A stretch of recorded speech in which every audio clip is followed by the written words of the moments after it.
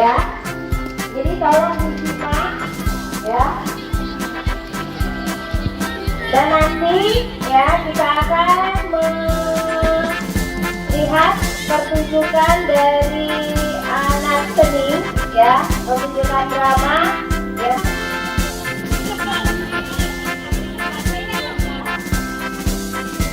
Kita awali dengan membaca 8 basmalah. Oke. Jadi sebelumnya ya kita akan mendengarkan ya cerita singkat terjadinya Hari Pahlawan yang di sini akan disampaikan oleh Ibu Ida Sapriani. Bapak Ibu kami persilakan.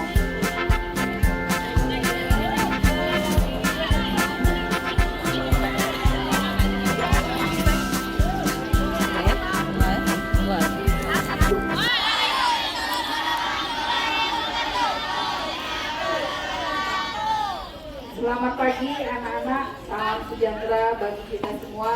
Alhamdulillah pada pagi hari ini kita bisa membuat acara dalam rangka kita memperingati tanggal 10 November yang kita kenal dengan Hari Pahlawan.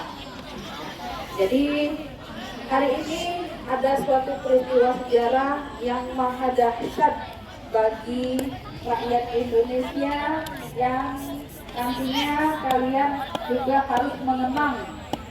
Sebagai warga negara Republik Indonesia, kita harus mengenang jasa-jasa para pahlawan. Salah satu pengorbanan terbesar rakyat Indonesia yang kita peringati hari ini, yaitu Hari Pahlawan, jatuh pada tanggal 10 November ya. Jadi bagi anak-anak ya, ibu berdiri di depan ini merasa punya tanggung jawab sebagai guru mata pelajaran IPS. Halo anak-anak, bisa dengarkan ibu? Mau dengar ceritanya?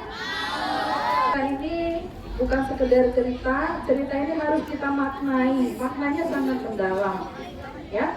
Makna yang mendalam itu ini sangat berpengaruh bagi kehidupan berbangsa dan bertanah air bangsa Republik Indonesia. Yang sebelah kiri ibu mendengarkan ibu. Halo. Ini siapa nih? Masih juga cerita. Kalau masih ada yang bercerita silakan gantikan ibu bercerita di depan. 10 November itu adalah peristiwa yang maha dahsyat, maha penting bagi peristiwa sejarah bangsa Indonesia. Ya, untuk peristiwanya itu terjadi di Surabaya.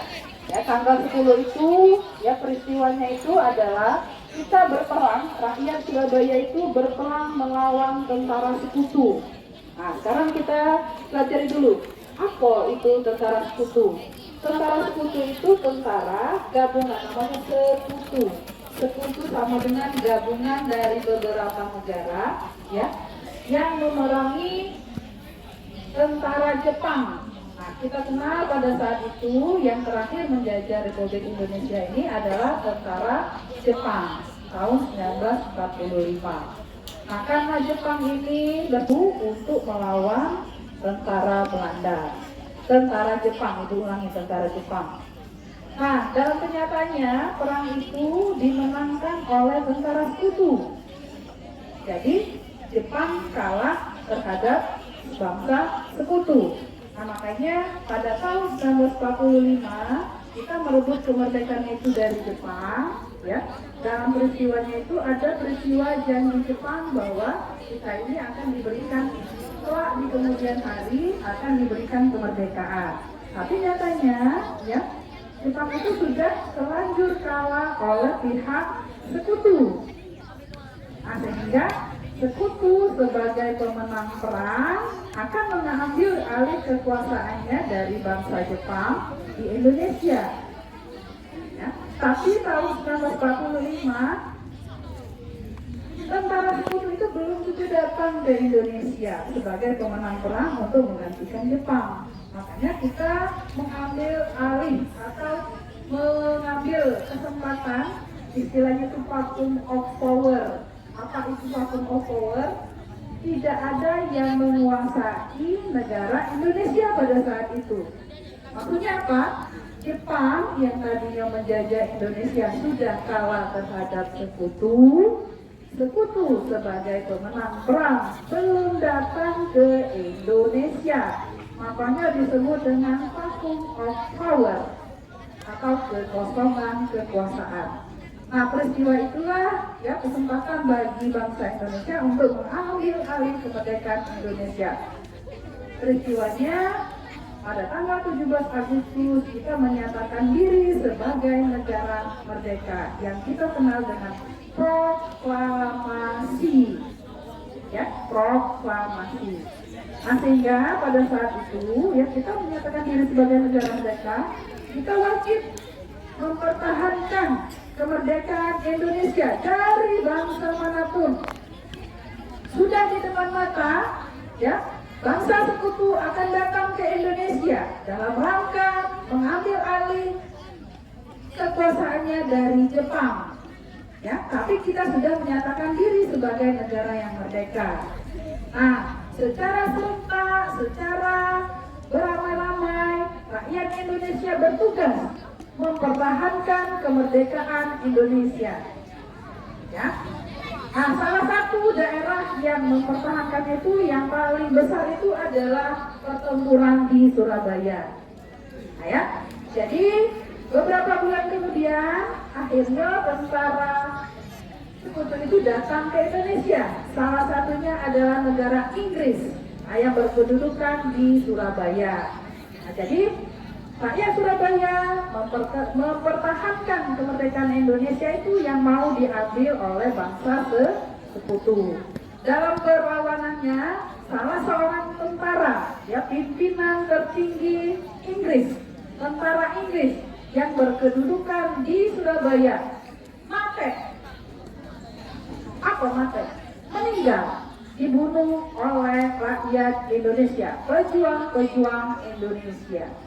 Ya, nah, jadi dengan akibat kematian pimpinannya yang dibunuh oleh rakyat Indonesia tadi, orang Surabaya, sehingga terjadilah pertempuran. Nah, pertempuran yang sangat dahsyat di Surabaya. Ada sekitar 20.000, bayangkan kamu, 20.000 rakyat Indonesia mati, meninggal, mempertahankan kemerdekaan Indonesia dalam perang apa? Banyak apa dikit? Sebelah sini banyak apa dikit? 500 siswa SMP Negeri 7. Banyak. Apalagi 1.000. Apalagi 2.000. Ya. Saking banyaknya pemuda-pemuda pejuang kita itu gugur mempertahankan kemerdekaan Indonesia. Ya. Jadi dalam perang itu yang sangat dahsyat, wilayah Surabaya itu dibakar, ya banyak penduduk kita melawan dengan bambu runcing dan segala macam persenjataan yang seadanya, sehingga banyak menyebabkan korban jiwa sekitar 20.000 itu. Sementara, ya Inggris sendiri makanya kita harus mempertahankan kemerdekaan Indonesia. Sekali kita merdeka, tetap merdeka, harus tetap merdeka. Makanya dengan pengorbanan yang sangat besar itu, ya kita harus mengedepankan bahwa kita ini perjuangan yang sangat berat ini, ya kita juga harus mempertahankannya. Ya, nah, sekarang, mana Bu kita mempertahankannya? Apa kita harus mengangkat senjata juga? Tidak. Ya, tapi sebagai warga negara, apalagi kamu sebagai pelajar, tunas bangsa, bagaimana cara mempertahankannya itu adalah dengan cara belajar dengan sungguh-sungguh, belajar dengan giat. Segala sesuatu yang akan merusak masa depan kita harus kita tinggalkan. Ya, supaya apa? Salah satunya kita bisa nanti mempertahankan kemerdekaan Indonesia. Nah, jadi pada pagi hari ini anak-anak, peristiwa Sumpah Pemuda itu, ya hikmahnya kita ini sebagai warga negara Indonesia Sebagai pelajar, kita itu harus memberantas kebodohan. Ngerti tidak tentang kebodohan? Jangan jadi jema bange. Ya, bodoh itu sama dengan bange. Apa maksud dosen kita tuh bange? Ya, kalau dalam pelajaran sejarah Ibu Arif katakan salah satunya bulan Oktober kemarin, tanggal berapa itu ya? Tanggal 10 Oktober. Kita peringati sebagai hari apa? Sebagai Hari Sumpah Pemuda. Makanya kita kemarin ada perlombaan senangnya akan dibagikan hadiahnya. Kenapa Hari Sumpah Pemuda kita juga harus peringati? Karena itu adalah sebagai kebulatan tekad pemuda-pemudi Indonesia menyatakan diri sebagai satu bangsa, satu tanah air, dan satu bahasa. Kita bulatkan ya pada tanggal 28 itu. Makanya pada tanggal 28 kita peringati sebagai Hari Sumpah Pemuda. Ya, jadi kalau zaman dulu kita itu tidak menang-menang melawan Belanda. Ya, kalau kita belajar sejarah 350 tahun atau 3,5 abad Belanda menjajah Indonesia. 1945 berapa tahun? 17 tahun, nah 17 tahun. Bayangkan kamu ya, 17 tahun. Jadi sejak kita bersatu menyatakan diri sebagai satu negara Indonesia, kita jadi orang pintar. Kalau kita jadi orang pintar, maka kita salah satunya bisa berpikir bagaimana menaikkan taraf hidup atau ekonomi kita masing-masing. Kira-kira paham apa yang Ibu sampaikan? Mulai tanamkan pada diri sendiri, diri masing-masing apa yang Ibu sampaikan tadi. Demikian sampai ini sebuah manfaat. Ibu tutup dengan wassalamualaikum warahmatullahi wabarakatuh. Tangannya anak Ibu. Oke, silakan.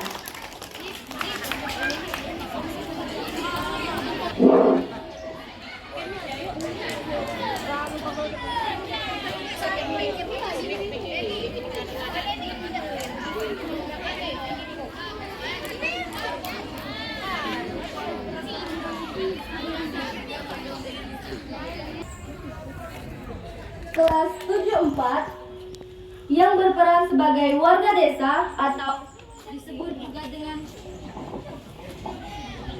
sahabat kepala desa. Fitria dari kelas 71 yang berperan sebagai warga desa. Mutiara dari kelas 72 yang berperan sebagai istri dari pemilik kebun. Ini dari kelas 82 yang berperan sebagai tentara Belanda. Dan dari kelas 74 yang berperan sebagai tentara Belanda. Ega dari kelas 74 yang berperan sebagai pemilik kebun. Alika dari kelas 83 yang berperan sebagai ketua tentara Belanda. Berikut narasi dan alur ceritanya. Pada saat itu, warga sering sekali dijajah oleh pasukan Belanda. Sementara itu, pasukan Belanda sangat kecil dengan desa itu, dan mereka melakukan niat yang tak terduga. Pasukan Belanda langsung melakukan tindakan yang keji kepada desa tersebut, dan warga desa digebrak oleh pasukan Belanda, dan warga desa pun merasa ketakutan. Oleh karena itu, pasukan Belanda menyerang warga Indonesia dengan senjata, dan salah satu warga Indonesia terjebak dan mengeluarkan darah, dan yang satunya hanya luka biasa. Untungnya, ketua desa tersembunyi. Dengan rasa amarah, ketua desa pun menantang pasukan Belanda dengan sebuah senjata, dan pasukan Belanda pun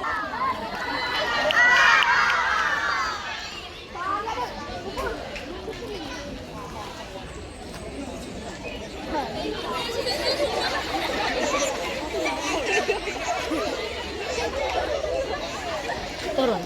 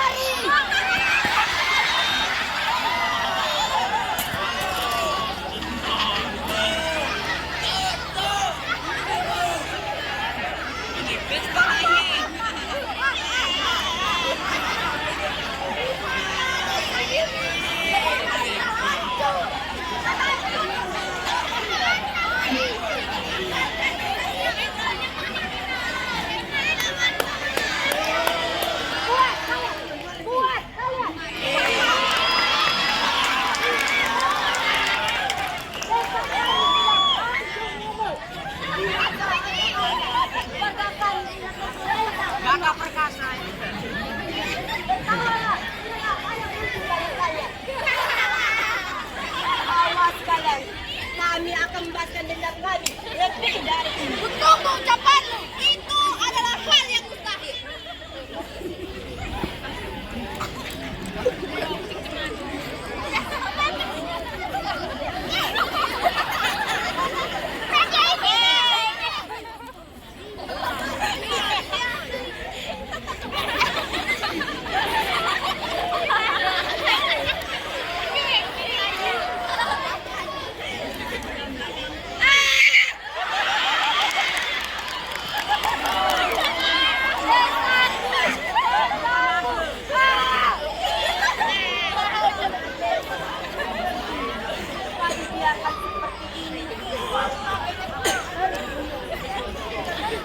Bangunlah warga desa.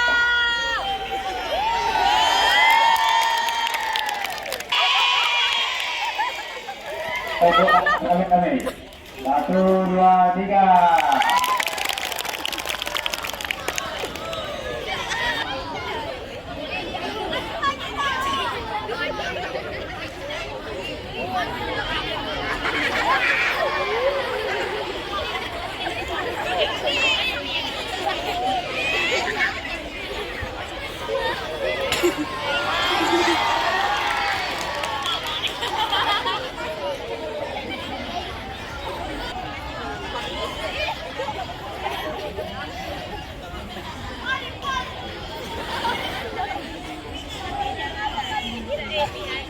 Kalian tahu mengapa saya mengumpulkan kalian semua di sini?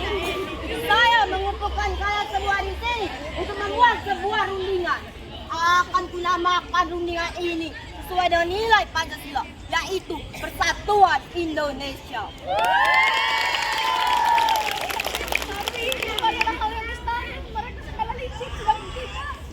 Mereka juga memiliki senjata. Kita tidak akan bisa melawannya. Bukan warga Indonesia jika tidak bisa licik. Iya benar, mereka memerangi kita memakaikan senjata. Tetapi kita tidak punya senjata, maka dari itu saya sudah menyiapkan sebuah kayu kemerdekaan. Kita dijajah bukan hanya satu kali, tetapi sudah berkali-kali. Maka dari itu, ayo kita balaskan dendam yang membara di dada. Mari, mari, mari, mari, merdeka!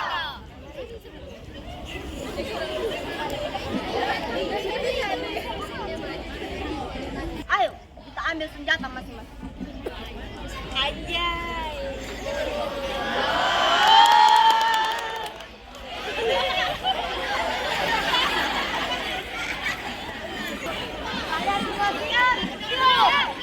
Ayo merdeka! Ayo! Ayo! Ayo!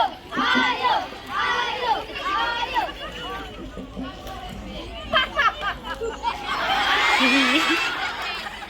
Dan apa kalian kesini? Apakah kalian mencari mati? Kami kesini untuk melakukan dengan dan membahas sejarah. Dengan apa yang kalian kesini? Tidak apa mencari mati. Saya hanya lihat menara sebuah kami, tetapi kayu ini membuat desa kami merdeka. Lahir.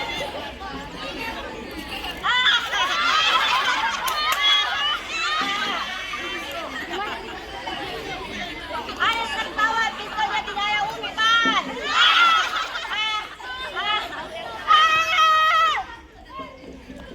Gimana mereka? Ayo.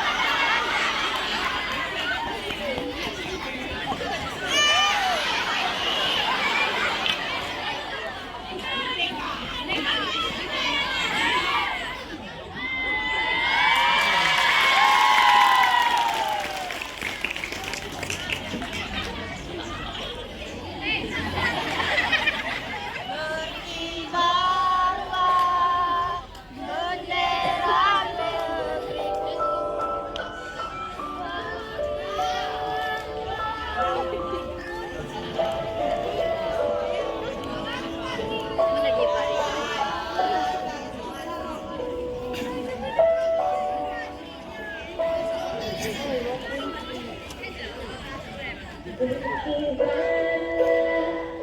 Proklamasi kami bangsa Indonesia menyatakan dengan ini kemerdekaan Indonesia.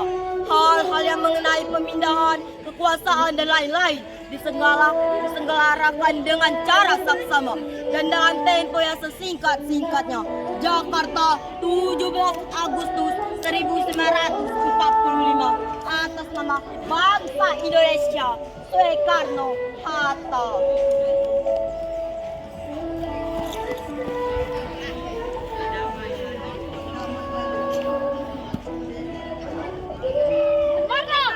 Merdeka! Merdeka! Indonesia! Variasi! Siap, jangan!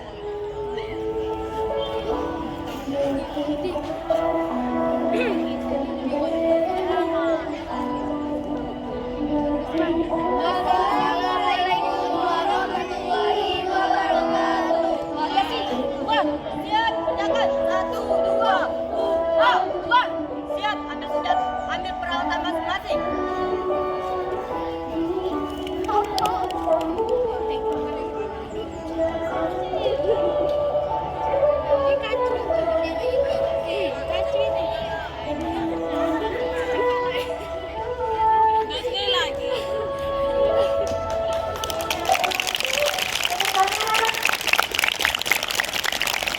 Sekali lagi untuk penampilan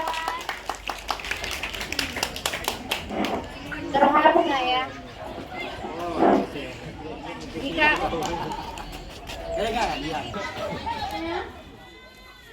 Juara lomba dongeng, juara ketiga dengan jumlah nilai 630 dimenangkan oleh kelas 71 atas nama Fitra Ramadhani. Fitria Ramadhani, silakan maju ke depan. Juara kedua dengan jumlah nilai 695 dimenangkan oleh kelas 74 atas nama Cahaya Ramadona.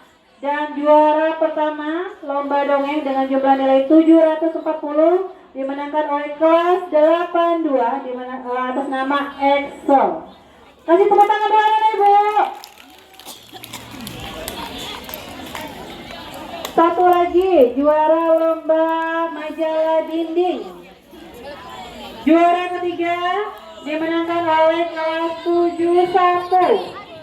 Juara kedua dimenangkan oleh kelas 81 dan juara pertama kelas 94.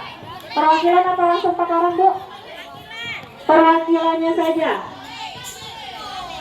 Juara ketiga tadi kelas 71, juara kedua